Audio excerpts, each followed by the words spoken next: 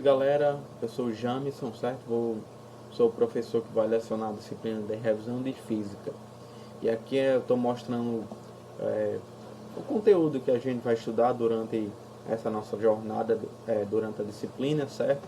Que vai ser, vamos rever os sistemas de unidades, os principais, a parte de mecânica um pouco, a lei de Newton, trabalho, energia cinética, conservação da energia, termologia, temperatura, energia térmica, calor, hidrostática, eletricidade e magnetismo, cargas elétricas, campo elétrico, potencial elétrico e corrente elétrica. Em que, é claro que eu vou pegar mais nessa parte de eletricidade e magnetismo, cargas elétricas, campo elétrico, potencial elétrico e corrente elétrica, ok? Então, let's go, vamos começar.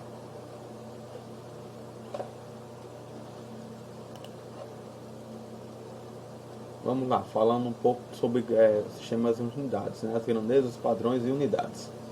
Nem tudo pode ser medido. Como medir a preguiça de uma pessoa ou o amor que ela sente por outra? Seria possível criar um amorômetro? Para os físicos, isso é impossível, até então. Isso é impossível. Preguiça e amor não são grandezas físicas. Não dá para dizer que alguém tem 300 de preguiça e 689,5 de amor. Esses números não significam nada porque não existe um padrão para essas grandezas. Grandeza física é alguma coisa que pode ser medido, isto é, que pode ser representada por um número e uma unidade. Veja alguns exemplos. A distância da bola à barreira deve ser de 10 jardas, ou 9,15 metros. A bola deve ter 400 gramas ou 500 gramas. O tempo de uma partida é de 90 minutos, o tempo normal, ainda tem os acréscimos, enfim. No primeiro exemplo, a grandeza física é o comprimento e a unidade é a jarda, ou o metro. No segundo, a grandeza física é a massa. A unidade é a grama, ou submúltiplo da unidade quilograma. A questão de submúltiplo ainda vamos ver um pouco mais na frente, ok? Não se preocupem. No terceiro exemplo, a grandeza física é o tempo. A unidade é o minuto, um múltiplo da unidade segundo.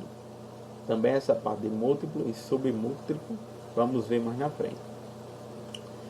Nesses exemplos estão três grandezas fundamentais: comprimento, massa e tempo. A partir dessas grandezas fundamentais, pode-se definir outras grandezas que por isso chamam-se grandezas derivadas. São exemplos de grandezas derivadas: a área de uma superfície, o volume e a densidade de um corpo, a velocidade e aceleração de um automóvel, a força exercida por um motor e muitas outras. Veja alguns exemplos práticos onde aparecem grandezas derivadas e suas unidades. Um terreno retangular tem 8 metros de frente por 25 metros de fundo. A sua área é 8 vezes 25 dá 200 metros quadrados, que é uma unidade de área. Essas grandezas foram colocadas aqui apenas para servir de exemplo. Elas serão estudadas mais adiante no curso.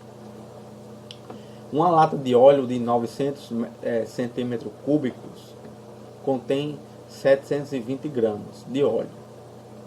A densidade desse óleo é 720 gramas. 900 centímetros cúbicos igual a 0,8 gramas por centímetro cúbico, ou 0,8 gramas por centímetro cúbico, como vocês podem ver aqui, ó, certo? Ele está discriminado, que é uma unidade de densidade. Um carro percorre 120 km em 2 horas. A sua velocidade média é Vm, que é a velocidade média, que é igual a 120 km. 2 horas é igual a 60 km por hora. que é a unidade de velocidade, que ele percorre então 1 hora 60 km, de acordo com a sua velocidade média. Todas essas unidades são derivadas. O metro quadrado deriva do metro, o grama por centímetro cúbico deriva do quilograma e do metro, o quilômetro por hora deriva do metro do segundo. Até há algum tempo, não havia ainda um conjunto de unidades fundamentais que fosse reconhecido e adotado em todo o mundo. É por isso que no futebol, inventado pelos ingleses, as distâncias costumam ser medidas em jardas. Quem assiste futebol americano ainda é assim, né? Ainda é medir, ele andou tantas jardas, o time avançou tantas jardas, recuou tantas jardas, enfim, ainda são usados essas unidades de medidas. A partir de 1948, esse conjunto começou a ser estabelecido e em 1960 recebeu o nome de Sistema Internacional de Unidades. Atualmente, só os Estados Unidos ainda não adotam o SI, mas passarão a utilizá-lo em breve. O Sistema Internacional de Unidades. O SI estabelece 7 grandezas físicas fundamentais, das quais são derivadas todas as outras. São elas: comprimento, massa, tempo, corrente elétrica, temperatura, quantidade de matéria e intensidade luminosa. A mecânica utiliza as 3 primeiras de suas derivadas, que é o comprimento, massa e tempo. A mecânica, pessoal, essa parte da física. Cada unidade fundamental tem um padrão, alguma coisa que pode ser reproduzida em qualquer lugar. Por exemplo, se alguém for verificar se uma régua tem suas divisões corretas, deve utilizar o padrão adequado. Os padrões de comprimento, o metro, e de tempo, o segundo, têm definições muito complicadas devido às exigências da ciência e das tecnologias modernas. O padrão de massa é o mais antigo, criado em 1889, e também o mais simples. Cada país deve ter laboratórios capazes de reproduzir os padrões ou cópias devidamente aferidas e cuidadosamente guardadas.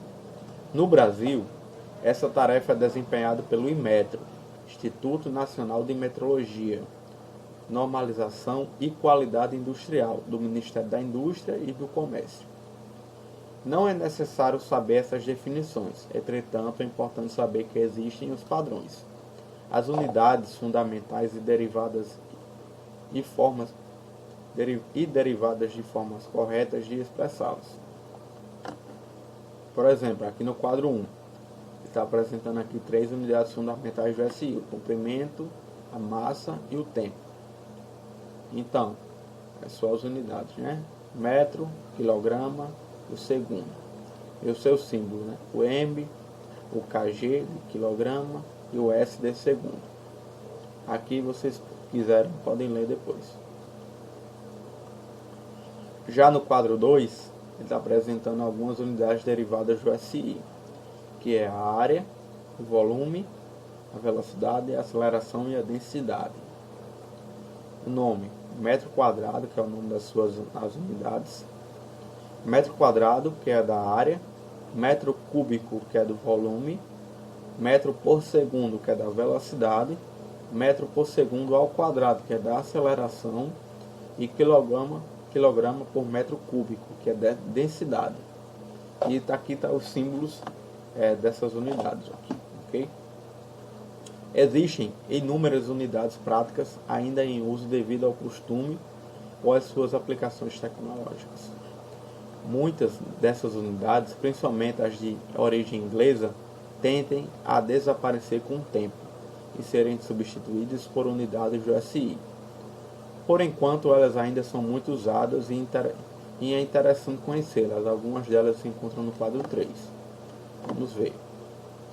Então, aqui ele está apresentando algumas unidades mais práticas usadas, né? A grandeza, comprimento, por exemplo, é utilizado o milímetro, o centímetro, o quilômetro, a polegada, o pé, jarda e milha. Polegada, ainda tem muito equipamento ainda, que vem de fora do país, que ainda vem em polegada, certo? Então é interessante a gente saber identificar. Está aqui o símbolo aqui de cada unidade correspondente. O milímetro é o mm, o centímetro é o cm, o quilômetro o km, polegada é o in, o pé é o ft, jarda é o yd e a milha mi, certo? E está aqui a relação com a unidade correspondente no SI. Aqui estão, claro que aqui estão transformadas em metro, né? Nesse caso, milímetro é 0,001 metro, o centímetro é 0,01 metro, um quilômetro é 1000 metros. Já aqui a polegada ela é 0,0254 metros, ou se você quer transformar algo mais fácil, 2,54 centímetros. Já o pé ela é 0,3048 metros ou 30,48 centímetros. A jarda em metros é 0,9144 metros ou 91,44 centímetros. A milha aproximadamente é 1.609 metros ou 1,609 quilômetros. Aí agora a gente vai para massa. Massa também grama, tonelada, quilate, libra e arroba, certo? Arroba é principalmente quem está no mercado de gado ainda, assim, de mercadoria de animais, enfim, que vende, que compra animais, ele compra, esse carneiro, esse boi é tantos arroba, esse carneiro é tantos arroba, enfim, é muito utilizado ainda, principalmente no comércio, né? Então, grama, está aqui o seu correspondente, aqui em quilograma, aqui vocês podem ver aproximadamente, isso aqui é um arroba, né?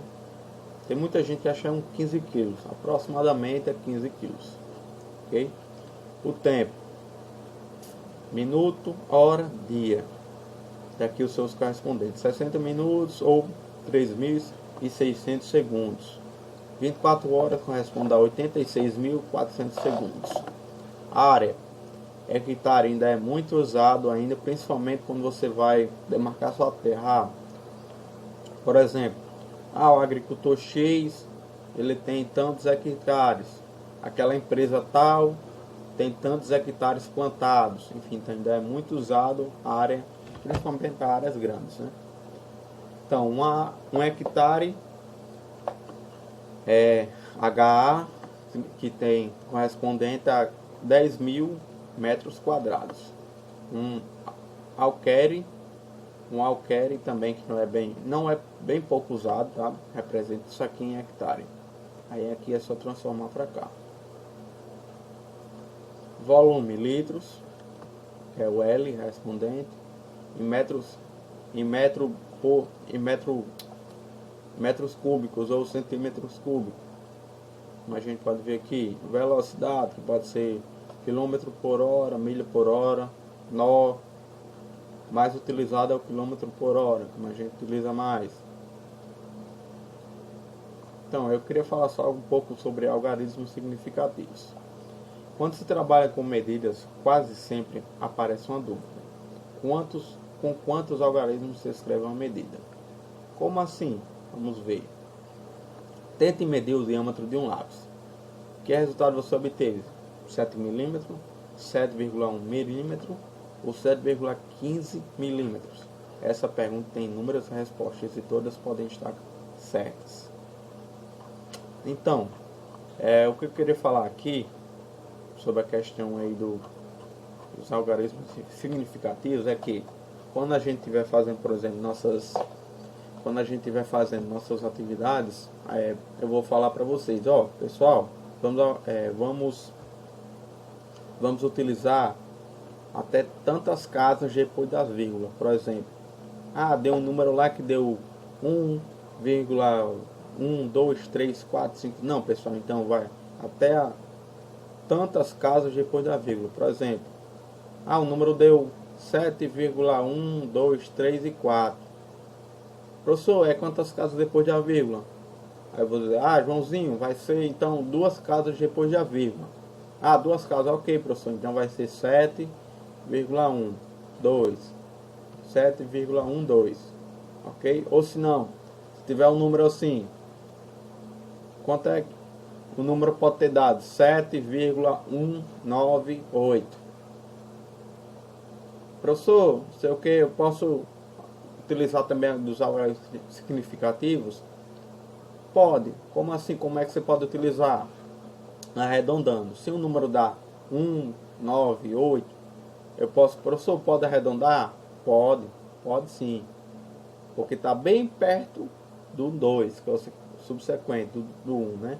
Então, vem o 1, depois vem o 2. Então, está bem perto do 2, você pode arredondar nesse caso. Ok? Qualquer dúvida, pessoal, vamos marcar a aula aí para a gente tirar a dúvida e fazer exercícios, ok? Então, vamos para frente. Aqui também, eu falei que a gente acabou de ver os sistemas de unidades e vamos fazer exercícios sobre também, tá? Eu vou deixar um exercício para tirar dúvida na semana, na quinta-feira provavelmente. Agora nós vamos falar um pouco sobre as leis de Newton.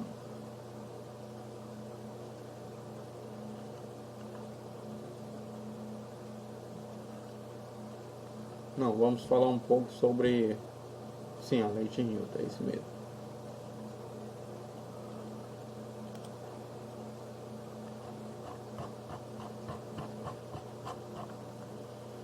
Bom, aqui são notas de aula, tá? Que eu já fiz, certo? Que é desse livro aqui. Ele é muito bom, tá? Ele é muito bom. Ele é utilizado em vários cursos de faculdade, enfim. Então, vamos falar um pouco sobre a mecânica, também chamada a mecânica clássica, também chamada de mecânica newtoniana.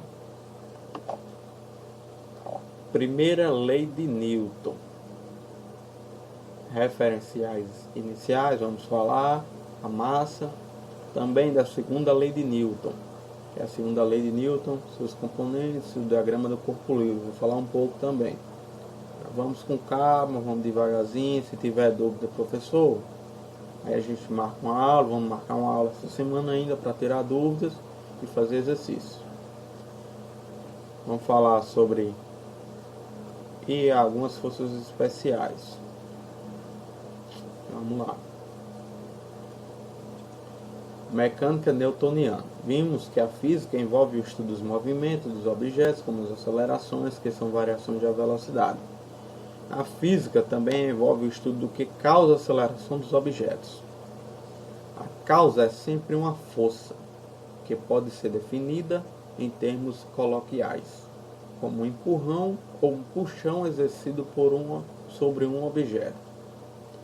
A relação que existe entre uma força e a aceleração produzida por ela foi descoberta por Isaac Newton.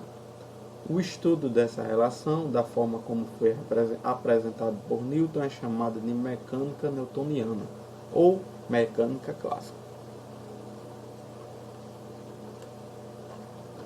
Vamos então para a primeira lei de Newton. Primeira lei de Newton nos diz o quê? Todo corpo continua em seu estado de repouso ou de movimento uniforme em uma linha reta, a menos que seja forçado a mudar aquele estado por forças imprimidas sobre ele. Como assim, James? Meu corpo está em inércia. Esse mouse está em inércia, por exemplo. Está aqui inércia. Mas eu estou empurrando ele. Então eu estou imprimindo, eu estou colocando uma força nele e está saindo do seu estado de repouso. Se nenhuma força atua sobre um corpo, sua velocidade não pode mudar, ou seja, o corpo não pode sofrer uma aceleração. Força é uma interação entre dois corpos ou entre um corpo e o seu ambiente. Sempre nos referimos à força por um corpo que um corpo exerce sobre o outro. Força é uma grandeza que pode causar mudança de velocidade de um objeto com massa. A unidade do SI é o Newton. Aqui, como a gente pode ver, tá? Aqui ele está empurrando esse objeto, está exercendo uma força sobre ele, e aqui ele laçou aqui esse objeto e está puxando, também está exercendo uma força sobre o objeto, para ter uma determinada aceleração.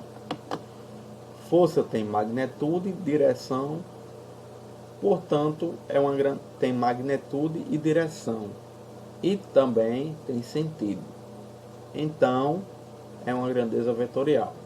Para ser um vetor, o que precisa ter?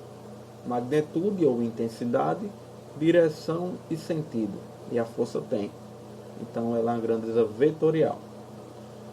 Quando duas ou mais forças atuam sobre um corpo, podemos calcular a força total ou força resultante, somando vetorialmente as forças. Uma única força, com o módulo e a orientação da força resultante tem o mesmo efeito sobre um corpo que todas as forças agindo simultaneamente. Esse é chamado de princípio de superposição para forças. Primeira lei de Newton, enunciado mais rigoroso do seu livro publicado há alguns anos atrás. Se nenhuma força resultante atua sobre um corpo, sua velocidade não pode mudar, ou seja, o corpo não pode sofrer uma aceleração. Referenciais inerciais. A primeira lei de Newton não se aplica a todos os referenciais, mas podemos sempre encontrar referenciais dos quais essa lei é verdadeira. Referencial inercial é um referencial para qual as leis de Newton são válidas. Massa. A massa de um corpo é a propriedade que relaciona a força que age sobre um corpo à aceleração resultante. A unidade do SI para massa é quilograma. Lembrem, já está falando de um padrão, já está falando de unidades. Então, a gente está falando de força, certo? Força, que é o Newton, nesse caso, e massa, que é o quilograma. O que a segunda lei de Newton vai falar para a gente? A mudança de movimento é proporcional à força motora imprimida e é produzida na direção de linha reta na qual aquela força é imprimida. Em outras palavras, a força resultante que age sobre um corpo é igual ao produto da massa do corpo pela sua aceleração. Em termos matemáticos, que a gente pode pegar esse enunciado e transformar em matemática. Força resultante, ou força, é igual a massa do corpo vezes a sua aceleração do corpo. Tá? Se aquele corpo, por exemplo, permanece em repouso, então não tem movimento, não tem uma certa aceleração, então essa força aqui, esse A aqui é eliminado, é zero. Sendo então que a força é zero. No caso, não tem força. Ok? Nesta equação nos diz que 1 newton, olha só, força, unidade de força, é igual a unidade de massa e a unidade da aceleração, que vimos anteriormente.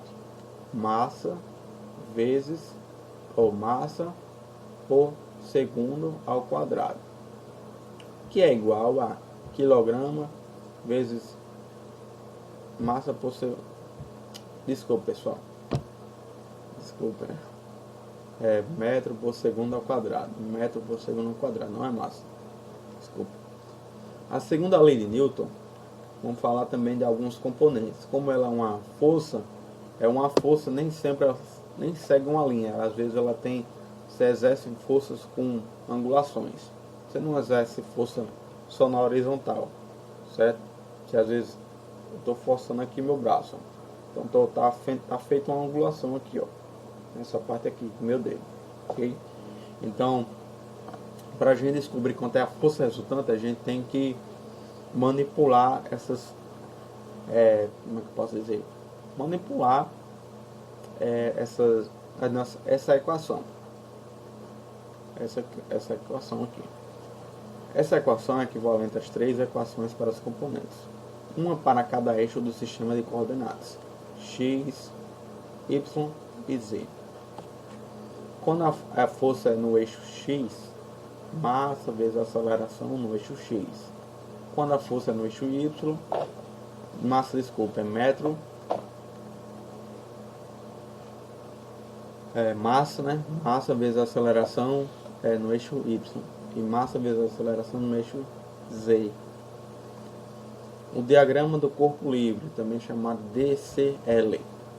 Para resolver problemas que envolvam a segunda lei de Newton, frequentemente desenhamos um diagrama de corpo livre, no qual o único corpo mostrado é aquele para o qual estamos somando as forças. Exemplo: 3 astronautas, impulsionados por mochilas a jato, empurram e guiam um asteroide de 120 kg em direção a uma base de manutenção, exercendo as forças mostradas na figura abaixo. Com F1 é igual a 32 N, F2 é igual a 55 N e F3 é igual a 41 N, em que o F1 ele faz um ângulo de 30 graus. O F3 ele faz um ângulo de 60 graus. Determine a aceleração do asteroide em termos dos vetores unitários. Então, o que a gente deve saber aqui? A gente tem a massa, sabemos a equação, que a equação é força resultante é igual a massa vezes a aceleração. O que é que a gente quer? Que é a aceleração. Só que a gente não tem nem a força e também não tem a gente quer achar a aceleração, mas não tem a força. Como é que a gente só tem a massa? Como é que a gente vai fazer? Força resultante é a soma de todas as forças aplicadas, tá? Então, o enunciado está falando que o F1 já tem a força aqui, o F2 e o F3. Então, a nossa força resultante vai ser, temos aqui os ângulos. Opa, um detalhezinho, pessoal. Aqui, não sei se vocês lembram lá, se vocês viram matemática, que aqui ele está abaixo do eixo Y, tá? Abaixo do eixo Y. Então, esse ângulo aqui ele é zero. Desculpe, ele é negativo. Então, esse 60 aqui, ele vem para menos 60 nas equações. Vamos lá. Minha força 1 vai ser a força 1 componente no eixo X, mais força 1 vezes o componente no eixo Y. Como é que eu vou descobrir, Jabs? Agora a gente vai entrar algumas coisas falando sobre vetores. Como assim, Jabs? O F1, como a gente está vendo aqui, ele está inclinado. Então ele tem componente aqui e tem componente aqui, no eixo X e no eixo Y. Então, quando eu vou calcular uma força no eixo X, eu multiplico o cosseno. Ou então, qual é o meu ângulo? 30. Força vezes o meu cosseno de 30, mais F1 vezes o componente no eixo Y. Qual é o ângulo? 30. Aqui, quando é no eixo Y, a gente utiliza o seno. Então, multiplica o F1, que é 32, vezes o cosseno de 30, mais F1, que é o seno vezes o seno de 30, vai nos dar esse vetor na direção I e na direção J. Certo? Aqui o meu vetor em F1. Isso aqui é minha força em F1, em termos vetoriais. Aqui é minha força em termos vetoriais, F2. F3 em termos vetoriais. Tenho as minhas três forças em termos vetoriais. E agora, James, como é que eu faço? Bom, como a gente está vendo aqui, agora a gente vai somar as nossas forças. Esse aqui está no I, está na direção I. Esse na direção I e esse na direção I. Então, como é que a gente faz? Soma esse, com esse. Que vai dar 103,2 Newton. I na direção I. Menos, a gente vai pegar as forças que tem um componente na componente J. Soma, então vai pegar o meu 16 menos 35,5, que vai dar 19,5. Achei a minha força resultante em termos vetoriais. Então, pega a minha equação lá no início, que vai ser a força resultante é igual a m vezes a, só que o m, a massa, temos. Achamos a força resultante. O que agora devemos achar? A aceleração. A aceleração também, veja bem, a aceleração também é um vetor. Ele tem direção, sentido e módulo ou intensidade. Então vamos expressar minha aceleração em termos vetoriais. Minha força, em termos vetoriais, dividido pela minha massa. Isso aqui vai nos dar metro por segundo ao quadrado, metro por segundo ao quadrado, na componente I e na componente J. Ok? Isso aqui, se vocês tiverem mais dúvidas futuramente, a gente pode fazer uma atividade também essa semana mesmo. Ok? Espero ter falado um pouco melhor. Se vocês não entenderam, é só falar, ok, também. Então vamos lá. Eu vou agora falar um pouco sobre a terceira lei de Newton. A terceira lei de Newton, quando dois corpos interagem, as forças que cada corpo exerce sobre o outro são sempre iguais em módulo, têm sentidos opostos. É a famosa lei da ação e reação. Você produz uma ação de igual força, uma reação. Então, se eu estou imprimindo uma ação aqui nessa mão, eu vou imprimir a ação também de igual reação e eles vão ficar em equilíbrio de forças. Ok? Isso é o que quer dizer a terceira lei de Newton.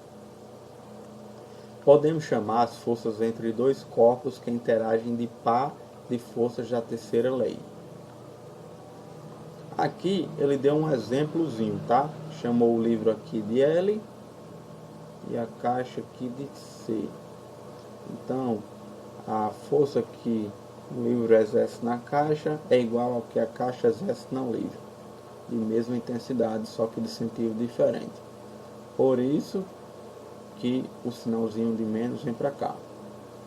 As forças são representadas assim. Aqui é outro exemplo bem legalzinho. Que está aqui uma abóbora no espaço, tá? E aqui está aqui a Terra. Então a abóbora ela vai exercer uma força sobre a Terra e a Terra vai exercer a força sobre a abóbora, de igual intensidade, só que de sentido diferentes. Beleza? Então nessa questão de ângulo, para quem tiver dúvida, posso também tirar dúvida em relação à questão de ângulo, enfim. Esses exemplos aqui a gente vai estar fazendo na próxima aula, beleza? Eu vou marcar a aula ainda essa semana e a gente vai tirando essas dúvidas, ok? Então, bons estudos e qualquer dúvida, estamos à disposição. Valeu, pessoal. Até a próxima.